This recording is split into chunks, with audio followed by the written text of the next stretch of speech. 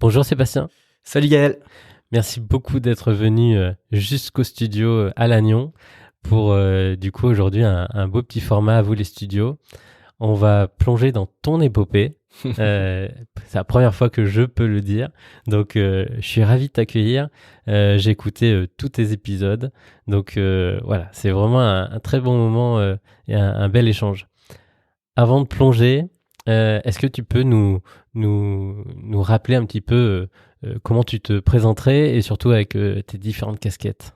Ouais, je suis Sébastien Le Corfec, donc j'ai 44 ans, je suis marié, j'ai 2 enfants et je suis un entrepreneur. Comme je dis souvent, un codeur qui a mal tourné, dans le sens où j'ai fait des études assez courtes. J'ai eu mon BTS de développeur d'applications, donc informatique, tu vois, en 99 et très vite, du coup, j'ai commencé à coder pas mal de choses. J'ai été un tout petit peu salarié du côté de Paris. Et puis, très vite, je suis revenu en Retour aux Bretagne. sources. Ouais, du côté de Saint-Renan, au bout du bout. Et j'ai monté ma première boîte à 21 ans. Ok. Ouais. Et cette entreprise, je l'ai revendue, celle-là, il y a 4-5 ans. Donc, c'était tout simplement une agence web où je proposais mes services, certes à quelques contacts parisiens, mais surtout à des entreprises du territoire. Déjà, très tôt, hein, le territoire, ça me marquait beaucoup. Et à partir de là, cette entreprise a été un peu un socle pour continuer d'amorcer des startups, parce que du côté de Paris, donc avec le Benchmark Group, donc qui est l'éditeur de l'Internaute, du Journal du Net et du fameux Copain d'avant, j'ai toujours été marqué par la création comme ça de communautés, de débuts de start-up et voilà, en parallèle de cette agence web qui intervenait certes pour des banques, pour les vieilles charrues, pour ouais, des vraies belles entreprises bretonnes. Je continue d'amorcer des startups et une première, c'était autour du covoiturage, la première plateforme de covoiturage qui a été vendue à Veolia, Areva, à des conseils généraux. Et celle-là, effectivement, a bien fonctionné. Donc, c'était 3 ans à peu près avant l'aventure de Fred Mazella de Blablacar. Et c'est comme ça qu'on s'est croisés aussi assez tôt avec Frédéric. Et donc, voilà, première expérience en mode start-up. En parallèle, donc, l'agence continuait de bien avancer, qui se transformait un peu en ESN, en tant qu'entreprise de services numériques. Et donc, je montais les projets en parallèle. Et puis, très vite, il y en a eu plusieurs. J'en ai revendu d'autres exactement à la vie de toutes les startups. Et puis, à partir de là, il y a eu d'autres étapes. Ouais, mais... Au total, on va dire, t'as créé combien ça doit être 10 structures à peu près, quelque chose comme ça. Et toujours autour du numérique, de l'innovation. Ouais. Et t'as réussi à chaque fois essayer de les rendre indépendantes le plus rapidement possible, le plus tôt possible? Il y a toujours eu des synergies entre les différentes structures et surtout c'était assez intuitif personae à chaque fois. Et ta question est assez juste, c'est stratégiquement c'est le pire. Faut dépersonnaliser le plus rapidement une structure et à un moment, ce qui est pas évident, j'incarnais pas mal et donc voilà, ce sont des moments qui sont jamais évidents de dépersonnaliser. Oui. Comment tu es devenu et comment tu as pris cette casquette d'investisseur? Ouais, donc au fil du coup des rencontres, donc je croise pas mal d'entrepreneurs, pas mal de grands entrepreneurs. Il y a un moment clé où je croise aussi Charles Kabilik qui devient mon associé. Donc Charles qui a réussi brillamment dans le domaine de l'immobilier en lançant du coup un SaaS pour les agences IMO. Et puis on s'associe donc autour de cette agence web. On monte d'autres structures. Et puis, donc on est à peu près en 2012. Moi, je commence à travailler sur ce concept de West Web Valley un peu tout seul, en me disant bah ouais, je vais essayer de créer une véritable filière de start-up en Bretagne. On était, il y a plusieurs organismes publics qui y travaillaient. T'es précurseur. À chaque fois, ce que je note, ce que je comprends, c'est que t'es précurseur sur un modèle d'agence en région, t'es précurseur sur un modèle d'incubateur, de fonds d'investissement sur les territoires. Ouais, c'est vrai que moi j'adore vraiment amorcer les choses.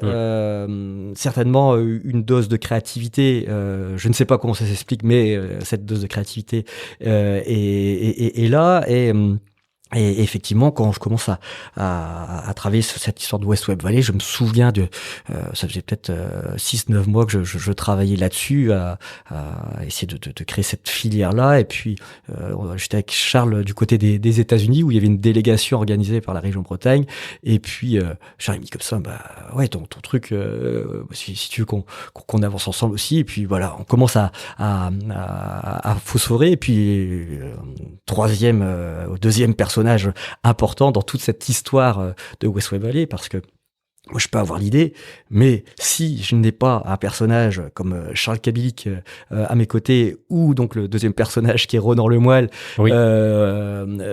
C'était pas du tout la même destinée,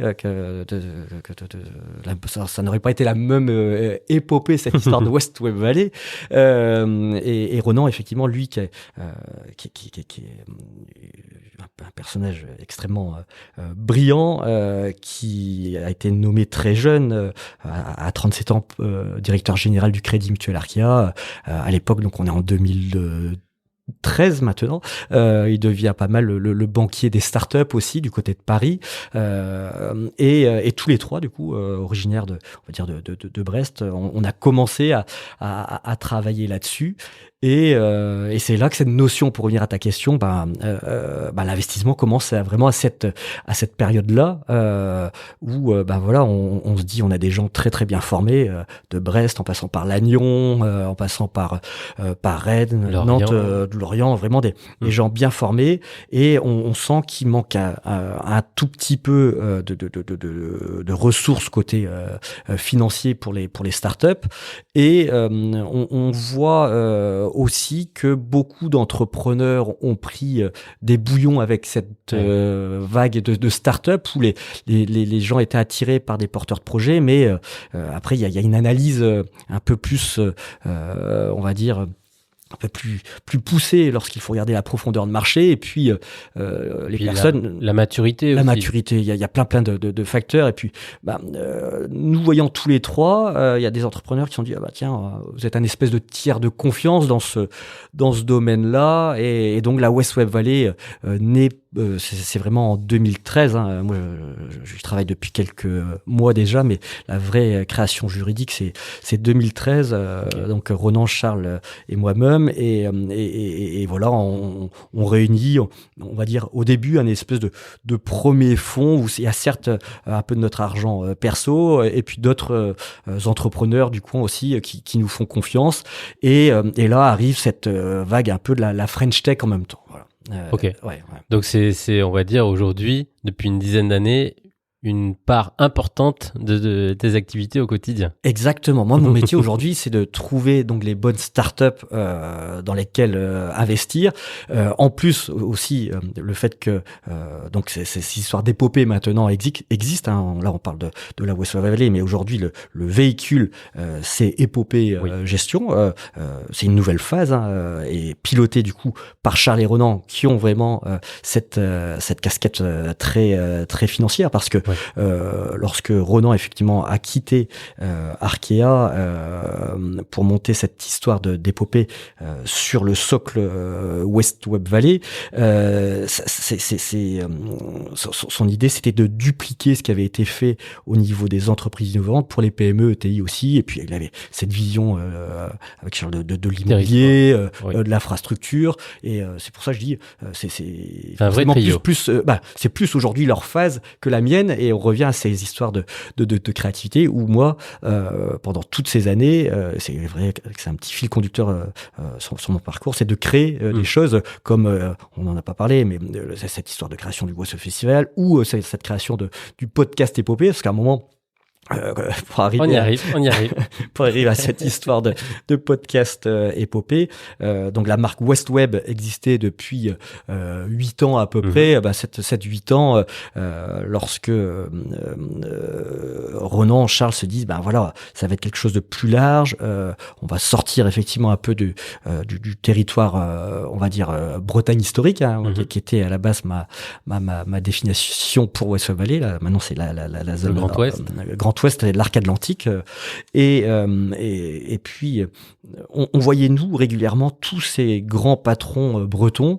À chaque fois, c'était des leçons d'entrepreneuriat que l'on prenait, et puis je me dis, ce serait quand même bien de réussir à les faire témoigner d'une façon ou d'une autre, et en même temps, je me dis, tiens, le format podcast, c'est idéal pour le territoire de marque d'épopée. Je me dis, c'est naturel, ouais. L'épopée des grands patrons bretons, c'est comme ça que ça naît. Et je dis à Charles et Ronan, voilà, on va aller voir tous ces amis, grands patrons, qui sont bien souvent souscripteurs aussi chez nous, parce que c'est des entrepreneurs qui souhaitent redonner au territoire. Et c'est comme ça que, je commence par appeler Alain Glon, Alain Glon qui est quelqu'un qui m'a aidé tout le temps, qui est l'ancien président notamment du Club des 30 et qui a monté une centaine d'entreprises, Centre-Bretagne en plus, un personnage vraiment atypique. Et Ronan me dit, tiens, Christian Rouleau, Samsic, c'est un entrepreneur aussi incroyable. Et quand on se dit, tiens, il est passé en 30 ans de 2 à 90 000 personnes, et puis quand il prend la parole, c'est impressionnant. Et puis forcément, le nom de Louis Leduf arrive aussi rapidement. Ça fait les dominos. Et effectivement, on a les trois premiers noms comme ça, où on se dit, tiens, on va dérouler. Et puis, c'est vrai que dès les premiers épisodes, ça prend, mais sur une trame toujours assez basique. Nous, moi, je m'efface complètement parce que j'ai 10 questions qui sont à peu près quasi les mêmes à chaque fois, parce que leur parcours est incroyable. Et c'est vrai qu'on reste sur une demi-heure qui me paraissait le bon temps pour les entrepreneurs du territoire, 30 minutes en voiture, un trajet voiture, parce que de temps en temps les gens... Parce que du coup, toi tu en écoutais moi j'écoutais beaucoup de podcasts dans mon univers qui est le numérique, l'innovation. Il y en a eu beaucoup. On a vu aussi des dossiers d'investissement dans ce domaine-là. Donc on voyait très bien la direction que ça prenait. Et entre le moment où tu as cette idée, cette intuition, et le moment où c'est en ligne, il se passe combien de temps ? Moi, quand je me lance dans quelque chose, c'est toujours sur des temps assez courts. Je pense que du moment où j'en parle à Ronan et Charles, où on se tape dans la main, et le premier podcast, il y a un mois. C'est très très court. En se disant. Et c'est toi qui as tout fait ? Oui. Enregistrement, post-prod, hébergement, diffusion. Je suis à chaque fois dans tout ce que je crée, j'essaie de mettre les mains dans le cambouis, parce que je suis curieux, j'aime bien comprendre, et puis il y a tellement de littérature sur les podcasts, sur le matériel, tout ça. Il y a des influenceurs au final dans ce domaine du podcast qui aiment bien transmettre aussi leur savoir. C'est une communauté qui est très friendly. On peut facilement avoir accès et se donner tous les bons tuyaux. C'est très Ouais, c'est bienveillant, c'est humain, quoi. Ouais, exactement. Et ce coup-ci, sur ce projet-là, on va dire de podcast, j'ai même pas eu de couac particulier dans le sens où techniquement le matériel était bon. Faut certainement mettre le prix pour avoir un son correct, même si j'ai pas. On est dans ton joli studio là et j'entends le son et ça reste au final. Je me dis ce que tu fais, c'est hyper artisanal, mais c'est surtout de créer la bonne ambiance entre non. la. Regarde, nous aussi on est artisanal. L'enregistreur, il est sur un tabouret. Oui, c'est vrai, c'est vrai.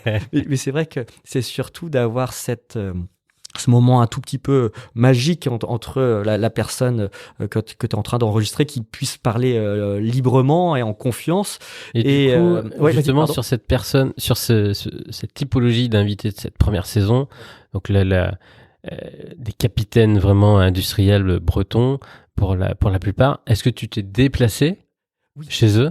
Oui, à chaque fois, je me rends chez eux ou ou dans leur bureau. Effectivement dans leur bureau et c'est vrai que là pendant que j'étais en train de discuter, je suis en train de monter mon petit matériel en même temps, et puis eux sont habitués certainement à avoir des équipes de tournage qui viennent les voir, hein, parce que on parle d'entreprises qui font plusieurs milliards de chiffres, ça naît en Bretagne, mais ce sont, comme tu dis, des capitaines d'industrie. Et puis, la parole se libère rapidement. Je fais la mini-bio à chaque fois. Et puis, effectivement, c'est 1 heure dans leur temps, à peu près. Et puis après, on va dire la post-production, je fais ça assez rapidement, un tout petit peu de musique. Je coupe rien, par contre. Je coupe. C'est en flux, vraiment, là, c'est quasi du live, hein, et j'ai pas eu de problème technique particulier. Il y a certainement des choses techniquement qui auraient pu être ajustées un tout petit peu, mais c'est vraiment du format brut qui ressort, et ensuite la plateforme que j'utilise comme beaucoup, c'est Ocha, donc c'est assez rapide, même s'il y a une excellente solution qui est née à Lannion, ici même en Bretagne, et des anciens d'Orange, avec Laurent Huet notamment, qui s'appelle Sauti, et racheté par Ouest France. Justement, sur cette partie, tu coupes, tu gardes presque toute la matière brute. Est-ce que tu as des personnes, des interviewés, qui ont demandé d'avoir un droit de regard, d'écouter avant diffusion? Parce que je pense que leur service com et marketing sont très très habitués à tout ça. Figure-toi que déjà il y en a très très peu qui me demandent les questions avant. Là, je dois arriver à 20 podcasts. Il y en a que 2-3 qui m'ont demandé les questions. Non, il y a une trentaine d'épisodes. Ouais, ou une trentaine d'épisodes. Il y a 2-3 effectivement qui m'ont demandé les questions. Il y a une seule personne qui a été assistée par son service de communication, qui était derrière moi, et ensuite, pour certains, j'ai pu envoyer en amont, peut-être c'est pareil, c'est peut-être 2-3 personnes, mais c'est pas du tout la majorité. Les gens font confiance. C'est vraiment un dialogue entre guillemets d'entrepreneur à entrepreneur, même si au niveau de l'entrepreneuriat, certaines personnes que j'ai interviewées, notamment sur les saisons 1 et saison 2, j'arrive pas à leur cheville par rapport à la trajectoire qu'ils ont eue, mais il y a certainement ce lien-là aussi. Je pense que ça serait difficile de sous-traiter à quelqu'un parce que on comprend ce que les uns et les autres ont pu vivre sur une carrière. De l'animation. Ouais, l'animation. Oui, c'est parce que tu es du territoire et tu as déjà prouvé quand même le côté entrepreneur, investisseur. Tu connais chaque phase à détail différentes, c'est sûr. Mais oui, on connaît. Tu les connais, tu connais les noms qu'ils citent, tu connais les endroits qu'ils fréquentent. Bien sûr. Donc c'est ça qui fait la richesse de la connexion. Quelle a été la chose la plus inattendue? de toute façon, je ne citerai aucun nom, mais c'est vrai que je me suis retrouvé dans un moment où on parle beaucoup de transmission. Et il y avait une transmission dans une entreprise qui s'est s'avérait compliquée parce que le secteur peut chahuter au moment de l'enregistrement. Et une personne où j'ai vu effectivement des larmes, effectivement des larmes monter aux yeux. Et tout à l'heure je disais c'était de la matière brute. C'est la seule fois où j'ai coupé parce que trop d'émotions et puis voilà. C'est vraiment basculement. Parce que c'est vrai que les sujets abordés sont à chaque fois forcément le côté innovation que j'aime bien, mais aussi transmission, que ce soit de parents à enfants ou enfants parents aussi pour cette saison 3 notamment, mais c'est vrai que des fois on peut se dire tiens, c'est facile de reprendre une activité ou de transmettre une activité. Je suis vraiment pas certain. C'est pas je suis plutôt évident. Comme toi, un créatif. Ouais. Ma famille est entrepreneur, mais justement, il y a eu des casseroles et ça s'est cassé la gueule. C'est jamais facile. Et puis moi maintenant, je suis parent. Je me dis sacrée pression qu'on peut confier. Ouais, quand il y a des groupes, je sais pas, de plus de 10 000 personnes à prendre, quand t'as le destin de 10 000 personnes entre tes mains, même si t'es entouré, t'as une équipe, il y a des fonds de la solidité. C'est pas simple. Comment ça s'imbrique du coup? Aujourd'hui, tu as du recul, ça va faire 3 ans, 3 saisons. Comment ça s'imbrique et comment c'est venu vraiment renforcer, matcher les activités de l'épopée gestion et de West Web Valley? En gros, moi, à l'époque, vraiment, quand je l'imagine West Web Valley, je voulais vraiment avoir une certaine singularité dans ce domaine un peu de l'investissement, renant un pur financier, mais avec un côté créatif tout de même. Donc, on va dire un peu aux antipodes d'une certaine façon, où je me disais... il faut pas devenir, entre guillemets, un fonds d'investissement classique. Donc déjà, on parlait de fonds d'accélération, parce que certes, on mettait de la finance, mais il y avait aussi de l'accélération à côté. Et puis, en 2013, quand la West Valley voit le jour, donc fin 2013, dès 2014, donc la West Valley était déjà dotée de moyens pour investir dans les startups. Et on était au mois de mars 2014, quelque chose comme ça. Il y avait le South by Southwest à Austin qui mêle industrie créative et musique, et donc au SXSW, je trouve ça mais génial. Et à un moment, je dis à Ronan et Charles lors d'un de nos points, je dis en plus de ce véhicule d'investissement, on va créer une espèce de SXSW européen. Et ça tombe bien. Moi, à l'époque, je m'occupais depuis quelques années de la stratégie digitale, donc des vieilles charrues, avec donc la fameuse agence web, un peu le fil conducteur aussi. Resitue les vieilles charrues. Donc les vieilles charrues, premier festival. Il a été longtemps premier festival européen à l'époque. Donc c'était le cas. Aujourd'hui, je crois, il me semble, j'espère que je vais pas me faire taper sur les doigts, c'est le Ziget Festival, je crois, parce qu'il est sur plusieurs jours. Mais Vieille Charrue, donc 280 000 festivaliers, si je dis pas de bêtises, du côté de Carré. La Bretagne, tous les étés. Ouais. Et c'est pareil, les gens du centre-Bretagne ont une puissance, une force, moi je suis bluffé par ce territoire-là. Et tout ça pour dire que connaissant bien le président des Vieilles Charrues, Jean-Luc Martin,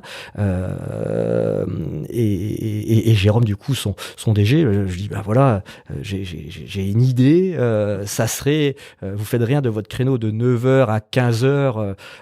Tout le monde dort. Et je dis, regardez, à Austin, au Texas, il se passe ça. Est-ce que vous seriez prêt à nous passer votre créneau, donc pour la West Valley, pour qu'on monte un festival autour du numérique où on va faire venir les pointures. Donc eux, ça fait le petit bonhomme de chemin dans leur tête. Et donc Ronan et Charles, ils me disent ouais, bah c'est une bonne idée, mais bon, on est au mois de février, mars, on verra ça plus l'année prochaine, quoi. Je dis non, on le fait maintenant. Pour juillet. Ouais. Et puis bah là, je mets du coup la pression, mais j'aime bien travailler de cette façon-là. Et tout ça pour te dire que ce festival naît. En gros, sur une première édition, on a donc Fred Mazella de Blablacar qui est présent, Catherine Barba qui est présent, Pierre Cosco-Morizet, tous les copains, tout l'écosystème donc qu'on connaissait. On met nos carnets d'adresses. Ronan forcément qui devenait banquier des startups, qui avait investi dans Isaïe, tout ça, dans Litchi, dans plein de trucs. Tout ce petit monde-là vient.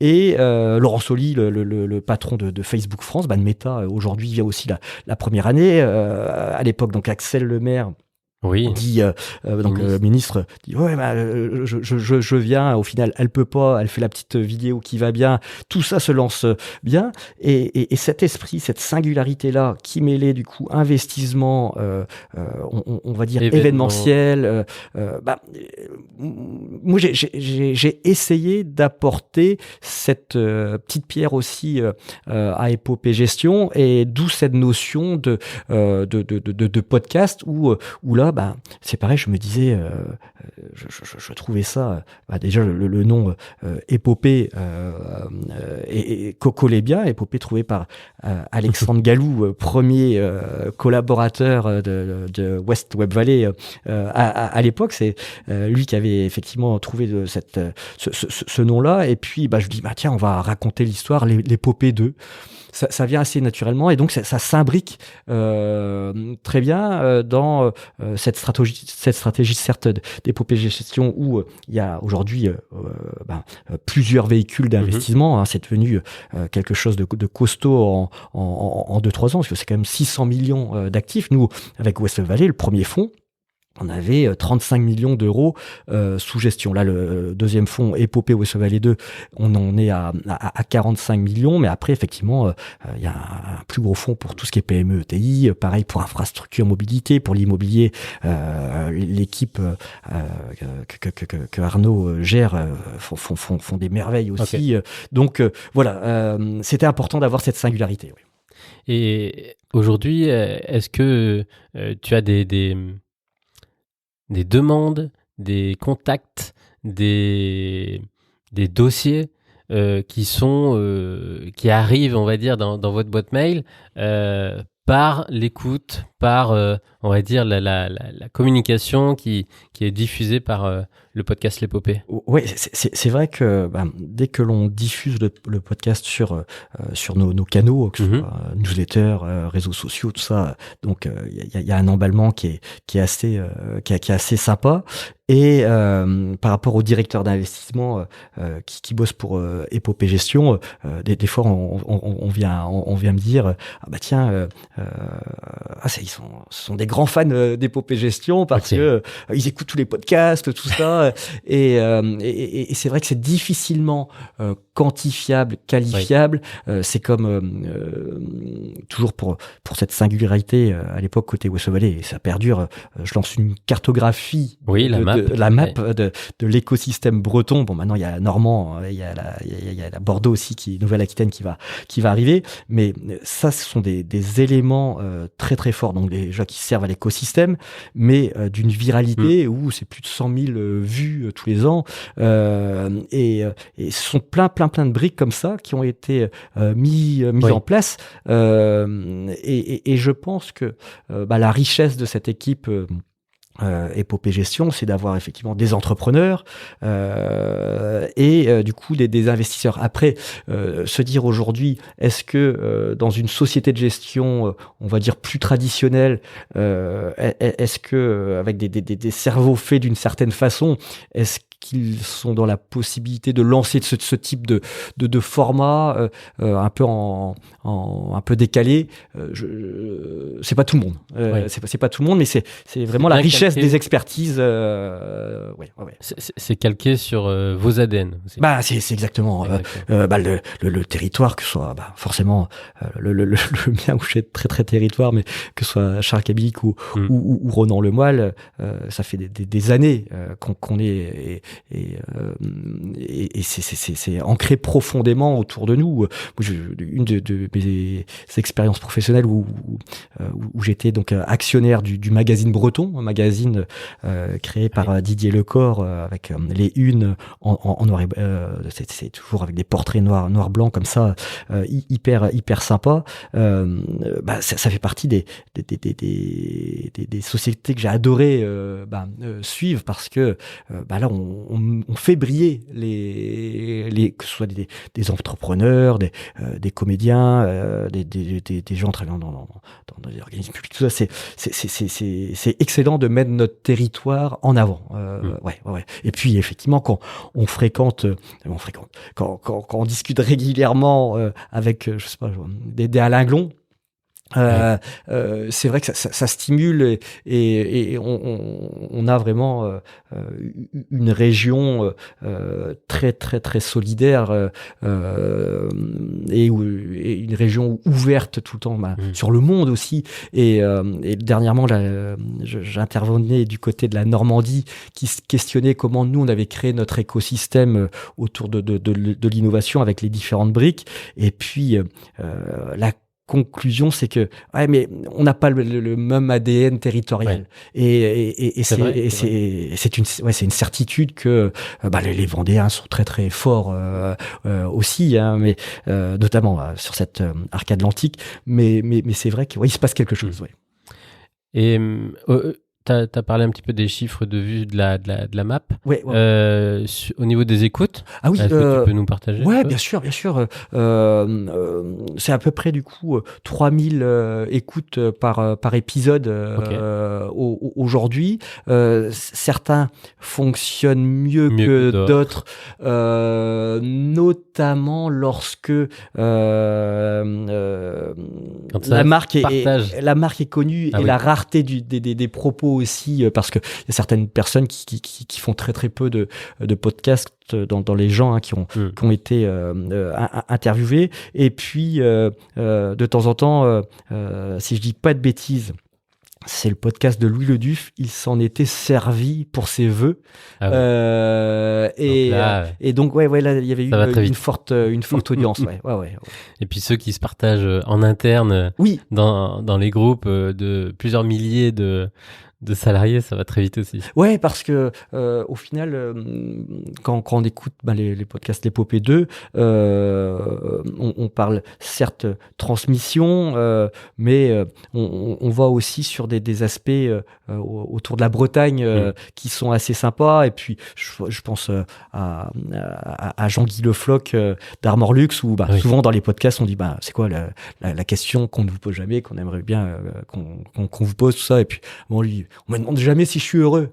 Et ce sont des phrases qui sont très sympas. Et puis il y a des moments très forts dans ces podcasts où je pense à un patron qui dit effectivement quand on parle de transmission, c'est pas parce que vous êtes un bon pianiste que vos enfants seront de bons pianistes aussi. C'est pareil dans l'entrepreneuriat. C'est costaud. Après, il y a des moments, je pense à Louis Leduf qui souvent oser avec une prudence audacieuse. Et donc, moi, je l'avais déjà entendu dire ce type de phrase, mais après, je me dis, les entrepreneurs, que ce soit dans les PME-ETI ou de start-up, quand ils les écoutent, ils doivent repartir de là avec un coup de boost et en se disant mais c'est possible au final. Il faut voir grand. Et ces entrepreneurs ont vu grand à un moment. Et donc voilà, il y a plein de choses assez sympathiques à piocher dedans. Mais j'ai en écoutant tous les épisodes, j'ai aussi regardé plusieurs bios notamment celle de Yves Rocher, celle de Guy Cotten. Des parcours voilà, où on comprend que vraiment c'était possible et c'est encore plus possible aujourd'hui grâce à cette marque sur le territoire breton, je trouve. Ouais, effectivement, on a toute une génération d'entrepreneurs qui ont entre, on va dire, 60 et 80, qui ont quand même œuvré pour la Bretagne. Si on découpe un tout petit peu, quand on voit le groupe Beaumanoir du côté de Saint-Malo, si on descend un peu du côté de Rennes avec encore une fois un Christian Rouleau de Saint-Psych, un Louis Le Duf, un tout petit peu plus bas les frères Guimau. Oui. Qui sont venus au festival, mais qui ne sont pas encore passés sur le podcast. Du côté donc Guimau, du côté de Malétroit. Après effectivement Yves Rocher, donc Jacques Rocher, Brice Rocher, du côté de la Gacilly. Après bon forcément du côté de Quimper, l'histoire de Bolloré, d'Armor-Lux. Et si on remonte à Brest, quand on pense au Télégramme, parce que le Télégramme, on voit le support papier, mais c'est eux notamment qui sont l'actionnaire principal d'un HelloWork. HelloWork, c'est énorme comme sujet. Bref, il y en a partout sur tout le territoire breton, nantais. Il y a un épisode qui est très intéressant aussi, avec de Boisredon sur Nantes, où à un moment il parle d'entrepreneuriat et de spiritualité. Oui. Ouais. Je vous invite à l'écouter, c'est assez fort. Ouais. Ouais. Ah ouais. Justement, tu commences à parler un petit peu de la balance entre le festival et le podcast. Est-ce qu'à un moment tu t'es dit que tu allais pouvoir faire passer les enregistrements live sur un podcast? Les gens qui viennent au West Web Festival, donc j'en ai parlé un peu brièvement tout à l'heure, mais ce sont un peu en mode TEDx keynote, où les gens sont sur scène, où on les écoute parler comment Blablacar a été créé, ou Stanislas avec Doctolib, donc toutes ces grandes licornes qui sont venues aux vieilles charrues. Après on a aussi tous les GAFAM, les Google, les Facebook, les patrons France de ces grandes entreprises sont venus au festival. Et on a aussi les jeunes entreprises prometteuses du territoire, où par exemple cet été on avait poussé l'histoire de Chopopop qui est assez incroyable aujourd'hui, où on avait eu aussi Klaxoon à l'époque. Donc ce sont vraiment des gens qui viennent parler comme ça, diffuser un podcast, on va dire un format un peu plus froid, comme ça, lors de notre événement West Web Festival. Pardon. Les enregistrements qu'ils ont, qui ont été captés. Excuse-moi, d'accord. Vous pourriez les mettre aussi. Là, vous les avez mis en vidéo. Ouais, c'est sur YouTube. Et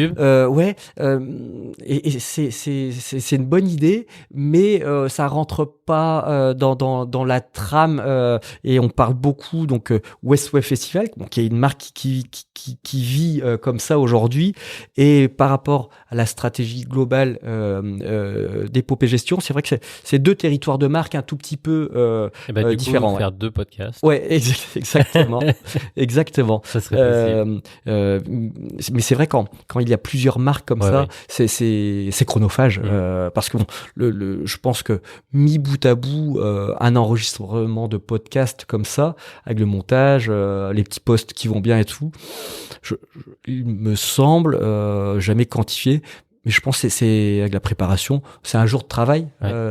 Je pense que c'est Et ça à une peu près. saison, c'est 10, Ouais, c'est ça, ouais. 12 épisodes. Ouais. Et c'est donc ouais, faut compter une journée de travail, et puis encore une fois, ça fait partie d'un ensemble, mais on doit pas se tromper de combat. Oui, Vraiment, c'est investir et surtout les faire grandir et créer de justement, l'emploi sur le territoire. Ouais. Justement, est-ce que l'épopée, donc on a compris qu'il y avait saison après saison, il y a un cheminement qui va aussi avec les histoires et les manières d'entreprendre sur le territoire. Ouais. Aujourd'hui, on va arriver sur un peu plus cette génération soit de nouvelles générations qui reprennent ces industries ou ces empires, ces groupes incroyables. Il y a aussi donc toutes ces startups. Est-ce que l'épopée, un passage sur l'épopée est, j'ai envie de dire, automatiquement proposé à tous les CEO, les entrepreneurs de vos investissements? Ah ouais, non. Effectivement, la saison 1 était dédiée Club des 30, les très grands patrons bretons qui souhaitaient vraiment transmettre. Et puis, ouais, voilà, première saison. Ensuite, on a fait une saison 2, un peu intermédiaire, avec des patrons qui commençaient effectivement à être emblématiques et qui sont peut-être pas arrivés à plusieurs milliards de chiffres d'affaires, alors mais ils sont en chemin. En chemin, mais surtout, c'est des très très belles sociétés à plus de, 300-400 millions de chiffres d'affaires. C'est magnifique quand même. Bien sûr que c'est magnifique. Bien sûr que c'est magnifique. Et là, bon, on arrive sur la saison 3. Comment est née cette saison 3 ? Donc, autre brique autour d'épopée gestion. Je disais à Charles et Ronan, effectivement, que ce soit au niveau de l'investissement ou au niveau du festival, on a mis quelques briques en place, mais la nouvelle génération qu'on essaie d'identifier, certes au niveau des startups, mais au niveau des PME, ETI, je trouvais qu'on leur parlait pas suffisamment. On avait monté quelque chose qui s'appelait les West Web Awards, où on récompensait, mais plus des entreprises toujours autour du numérique. On avait fait 5 éditions où c'était vraiment des moments extra. Et à un moment, je dis à Charles et Ronan, ça serait peut-être intéressant de créer un espèce de classement où la conclusion c'était de dire les 40 entrepreneurs les plus prometteurs de moins de 40 ans en Bretagne. Et il y avait eu le Next 40, effectivement. C'était inspiré de là. Le Next 40, il y a plusieurs classements. Hein. Oui, Il y a Forbes qui fait son classement. Il y a effectivement, nous, dans notre milieu des startups, le Next 40 et le French Tech 120. Et à un moment, effectivement, on connaît tous les grands patrons bretons de cette saison 1, mais il n'y a pas de classement des futurs à venir, et les futurs à venir, un petit peu honnête. Et à un moment, moi, je les côtoie, parce que mon truc, moi, c'est d'être dans le territoire, de savoir qu'est-ce qui se passe. Et puis je commence à dresser une espèce de liste. Je dis, ça aurait quand même vachement de gueule cette histoire-là. Et puis c'est pareil, on se tape dans la main. Et puis et je dis on va mettre un jury de journalistes. Moi j'avais poussé 40 premiers noms. Les journalistes avaient positionné 40 autres noms à peu près. On se réunit et puis là il y a un premier classement donc des 40 qui sort. Et là la première édition donc a lieu au mois de mars. On les réunit du côté de Rennes et là,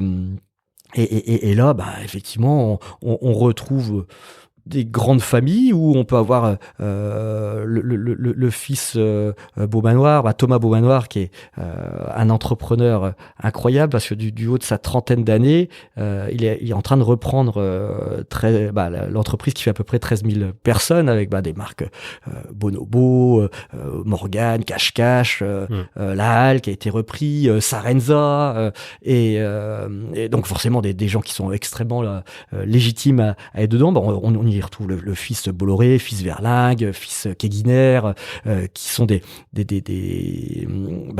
entrepreneurs aussi incroyables, certes qui reprennent la destinée de ces entreprises familiales, mais c'est pour certains troisième génération, quatrième génération, c'est pas des choses forcément à prendre à la légère. À prendre à la légère. C'est des sacrés choix de vie. Donc on retrouve ces gens-là. On retrouve aussi des startups. Donc forcément, on a certains CEO de nos startups qui sont dedans. Forcément, un Antoine Scholl de Shopopop qui a fait des merveilles avec son associé. Johan, on va avoir Écoterie, Erwan Le Méné aussi, mais on va avoir par exemple Jean-Baptiste de Belair de Steeple, Jean-Baptiste qui est pas une start-up aujourd'hui, Westweb épopée, mais qui a une traction qui est magnifique. Et donc, on va retrouver aussi quelques politiques dans ce classement. Berville, le ministre, secrétaire d'État à la mer, ou Sarah El Haïry, Bérangère Couillard. Donc, des gens qui ont un rapport avec la Bretagne. Et tout ça pour dire que, on a ce classement qui sort en mars. Et puis, tout naturellement, on se dit, la saison 3, elle sera dédiée à la nouvelle génération. Et c'est là qu'on a Christopher Franquet, qui a fini premier du classement, Christopher, avec sa start-up Entech, certes chez nous, mais ce sont vraiment les journalistes. Et là, son podcast, mais il a écouté. Il a une trajectoire où un papa pêcheur, assez dur. Assez dur dans son enfance. La vie est pas des plus heureuses, enfance heureuse, mais certainement à compter un tout petit peu l'argent. Il explique ça très très bien. Et puis élève, on va dire qui suit un cursus assez basique jusqu'à rentrer dans une école d'ingénieur, à faire les bons choix. Et aujourd'hui, il a son entreprise qui est introduite en bourse. Et là aussi, il fonctionne vraiment bien. Après, on a Pauline Duval qui sera aussi un podcast là à venir. Pauline Duval, c'est son père, du coup, Éric Duval, qui a créé un empire dans le domaine de l'immobilier, notamment avec des Odalis, des YouGolf, ce genre de choses. Et Pauline, elle est rentrée dans l'entreprise. C'est 5000 collaborateurs aujourd'hui, 1 milliard de chiffres à peu près, donc c'est des choses costauds. On a eu Antoine Cosigou aussi, qui est pas très loin dans les Côtes d'Armor. Antoine, quand il se livre sur son podcast, magnifique. Il est d'une justesse, d'une compréhension dans son secteur, une vision pour le territoire, et tu dis il y a du répondant derrière, et cette génération elle est superbe aussi à suivre, et c'est bien de voir les gens qui vont arriver, mais ça n'a pas été un travail simple à monter cette histoire d'épopée 40. Est-ce que du coup, on comprend que c'est pas une obligation, mais que ça peut participer à valoriser tous vos investissements. Est-ce que vous êtes au board de certaines startups? Ah oui, tous. Quand on a investi. Quand vous investissez. On a forcément un siège au board. Et est-ce que vous préconisez, maintenant avec ces années d'expérience, pas que sur le podcast, mais sur l'événementiel, sur le côté créatif pour valoriser des initiatives, des projets, des entreprises. Est-ce que vous proposez quelques-unes de vos idées basées sur ces expériences? Ouais, en général, donc il y a un binôme entrepreneur-investisseur au board, parce qu'on n'a pas les mêmes réflexes, on n'a pas la même culture, le même parcours, et ça peut arriver effectivement qu'on peut préconiser des choses dans le domaine de l'événementiel ou autre, mais encore une fois, pour eux, c'est pas de se tromper de combat. À un moment, il faut avoir des clients et tout ce qui peut être fait comme nous on l'a fait. C'est chronophage, ça demande du temps, c'est sur du moyen, long terme que tout ça fonctionne bien, parce que là, c'est facile de refaire l'histoire. On voit que tout s'imbrique correctement. Mais c'est souvent comme ça. Oui. Et même si on a la vitesse et les moyens d'une start-up, il y a quand même des choses qui se construisent dans le temps. Ah, exactement. Et puis pour revenir à ta question, aujourd'hui, il y a vraiment une seule start-up du côté de Nantes qui s'appelle Scribe, avec Simon Robic. Simon, originaire de Ponty, pas très loin de Lannion non plus, on va dire. Et Simon, ça fait longtemps qu'il baigne dans cet univers des podcasts. Il en a fait plusieurs. Là, aujourd'hui, il a, on va dire, un podcast dédié, on va utiliser des termes classiques, pour les chefs de projet, notamment où il parle d'outils, tout ça. Donc c'est assez intéressant. Il a fait d'autres autour du no-code. No-code, ouais. Simon Robic. Donc Contrevent. Le premier Contrevent, Contrevent. C'est un autre. Il est Contrevent, donc c'est parti effectivement de Nantes. Et mince, j'ai oublié le prénom. Oh, il m'en J'ai voudra. oublié aussi. Mince. On reprendra. Et du coup, Contrevent, ça c'était un podcast intéressant aussi, dédié aux startups, pour les CEO de startups. Et à un moment, voilà, c'est pas évident de tenir dans la durée, surtout quand tu lances en même temps une activité, parce qu'à un moment faut vraiment se dire, mais tout le temps que je passe, il vaut mieux le passer à essayer de gagner des clients, même si indirectement, avec certains podcasts, tu peux trouver des clients ou des prospects ou des partenaires. Ouais. Super. Et recruter aussi. Parce que bien sûr. Dans les startups, il y a un gros besoin et un fort besoin de créer rapidement une marque employeur. Exactement. Et en même temps, de faire le tri à la porte, quoi. Ouais. Mais tu vois, on a aujourd'hui 30 startups à peu près entre West Web Valley 1 et Épopée West Web Valley 2. Et pour moi, il y en a que vraiment il y a que Simon avec Scribe à Nantes qui a un podcast. Ouais. Ok. Ouais. Et est-ce que vous, justement, quel est le futur de l'épopée?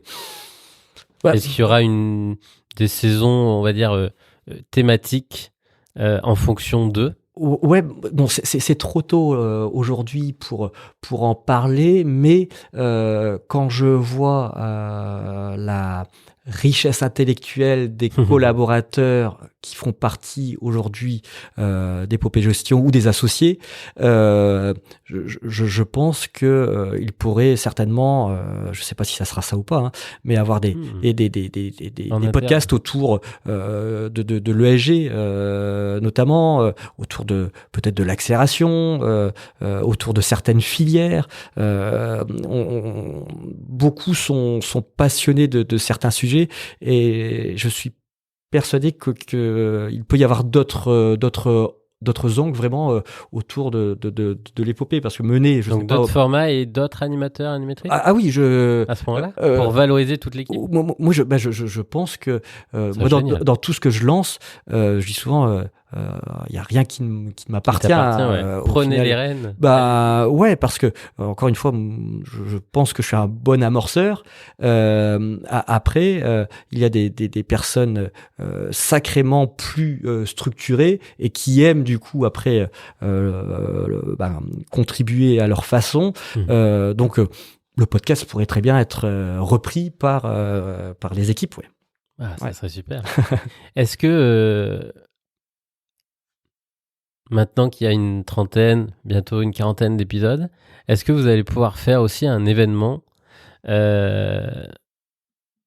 pas spécialement ouvert au public, mais où justement tous les invités, vous les réunissez et il y a un passage d'expérience entre générations, entre saisons, qui pourrait être assez sympa. Là, tu vois, Gaël, c'est une vraie bonne idée. Maintenant, quand je vois le casting, l'emploi du temps des personnes qui ont été interviewées oui, mais ils ont une envie forte de transmettre. Ouais, mais il faudrait, là pour le coup, s'y prendre quelques mois à l'avance, parce que les agendas sont sacrément compliqués. Rentrée 2024, dans un an, tu pourrais faire un joli banquet. C'est en tout cas, pas mal. Si on le fait, je dirais que l'idée vient de toi sans problème. Ah ouais, génial. Ok. Et quelle est ta vision, le futur du podcast pour toi en France?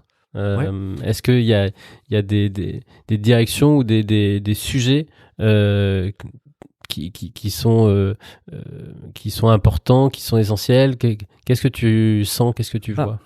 A priori, c'est un format quand même qui est sacrément ancré dans le temps. Donc, je vois qu'en fonction des territoires, la consommation du podcast n'est pas le même non plus. On voit que beaucoup se disent « Ah tiens, je vais lancer ça », mais comme à l'époque où dans les entreprises, les gens se disaient « Ah tiens, je vais lancer un espèce de journal d'entreprise », et il y avait un premier numéro qui était top. Deuxième, un deuxième, voilà. Et puis on disait on va le faire, on va faire un tous les 2 mois, et puis au final un par an, et puis après ça bougeait au niveau des effectifs, et puis il se passait plus rien. Et est-ce que le podcast va suivre la même voie? Je suis pas certain, parce que on voit il y a une génération en tout cas qui aime bien j'ai l'impression continuer d'apprendre plein de choses.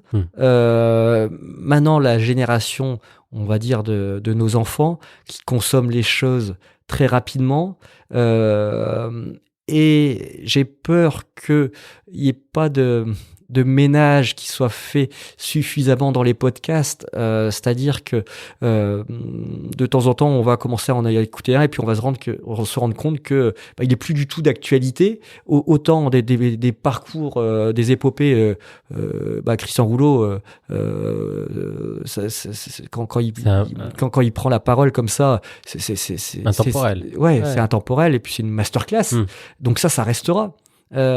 Mais de temps en temps, je sais pas, des sujets autour de l'immobilier où on parle de fiscalité, ça se périme très très vite, et donc à un moment, tu écoutes ça un premier podcast, puis autour de la crypto, de tout ça, des fois, on a des trucs excellents qui sont très très pointus, mais ça correspond à une époque, et tu dis à un moment, la nouvelle génération, elle va écouter un truc, elle va dire mais c'est périmé, donc je sais pas trop comment ça va vivre, mais je pense que sur notre génération, en tout cas, ça a bien fonctionné, ça a bien pris, et puis ça permet d'avoir accès à des personnes qu'on peut entendre assez rarement de temps en temps, où on les voit en presse écrite, mais là, quand on est un peu plus sur du temps long. Bon, moi, un podcast de 30 minutes, ça reste du temps court. Mais toutes les personnes qui sont passées derrière le micro méritaient plus d'une heure, 1h30, c'est certain. Ouais. Est-ce que tu vas les réinviter? Il y a tellement de personnes à interviewer avec des parcours de fous, mais ça serait intéressant. Mais je pense que ça, c'est une fois que on a peut-être 5 ans d'antériorité, ou Est-ce que tu t'es posé la question? Là, tu as toujours fait une seule personne à la fois. Oui. Est-ce que tu t'es posé la question de, par exemple, faire père, fille, père, fils, les deux générations d'une même... Ouais, ça, tu vois, j'y ai pensé,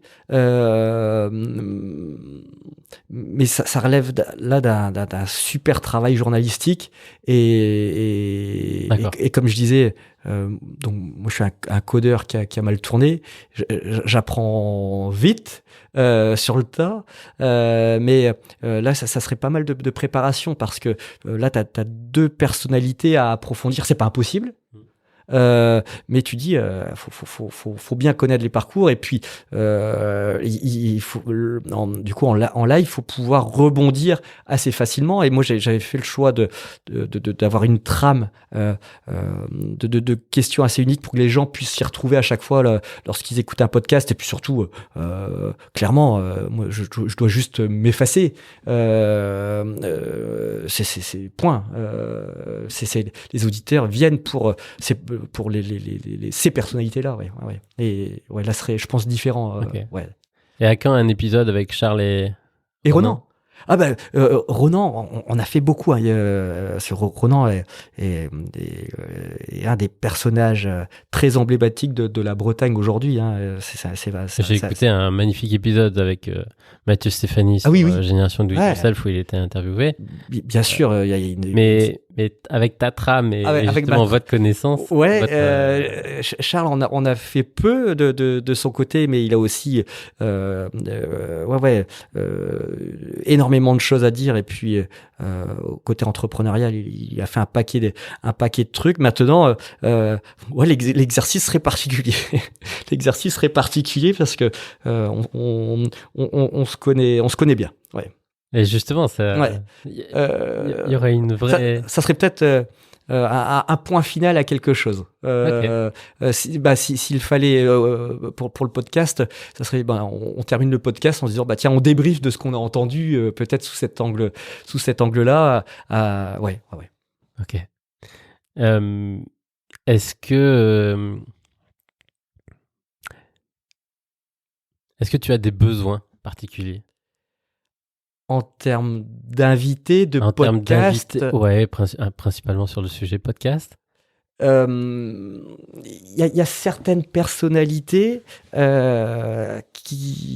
qu'on connaît, mais qui sont pas simples à convaincre ou à faire venir.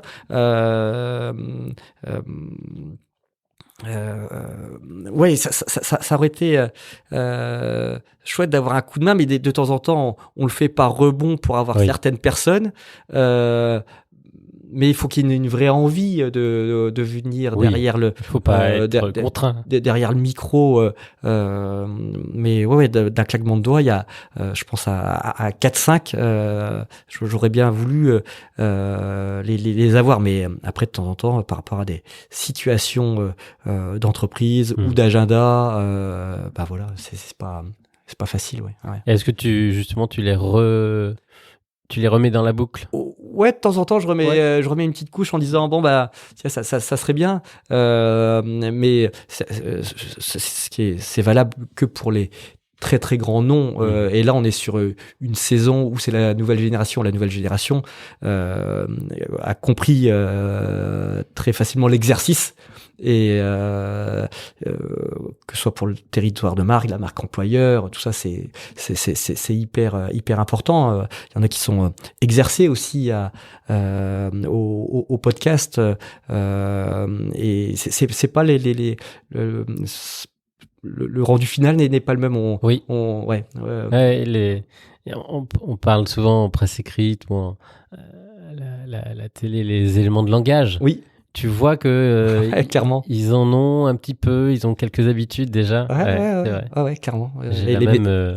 Les messages qui sont répétés, et c'est vrai que de temps en temps, tout à l'heure, on parlait un tout petit peu en préparation, Emmanuelle Cadieux, qui est une entrepreneuse incroyable du côté de Locronan avec ses portails. À un moment, je m'étais dit tiens, je vais l'appeler, et elle en avait fait de mémoire 2-3 je sais pas dans le trimestre, parce que elle a plein de choses à dire, et puis c'est une femme hyper pétillante, et là faut pas hésiter à et là je me dis ça viendra peut-être plus tard, mais ouais. Faut pas hésiter. Et après, pour aussi casser ces éléments de langage, c'est les mettre devant un micro, mais plus longtemps. Parce que tu tiens 10 minutes, 15 minutes, allez, une petite trentaine de minutes, tu peux tenir. Tu peux absolument pas tenir 2 heures, 3 heures avec ce flow qui vient dans la conversation, et tu lâches un moment les rênes, et là, c'est le cœur. À chaque fois qu'on a laissé les larmes sur Aventure Humaine, l'émotion venir, c'était quasiment au bout des 2 heures. Ah oui, ouais. Toujours sur la fin, là, Ouais. c'est magnifique. Oui, parce que tu peux être effectivement dans une retenue. Quand tu es contrôle. entrepreneur d'une certaine façon, tu joues un rôle, t'as différentes facettes. T'es pas le même avec ta famille proche parce que tu dois incarner les choses différemment. Effectivement, au début, certainement, certaines personnes qui ont été interviewées avaient une certaine posture. Et tu vois, même sur une demi-heure, tu vois les choses qui évoluent. Ouais. Quel est ton plus beau apprentissage depuis que tu animes et produis l'épopée?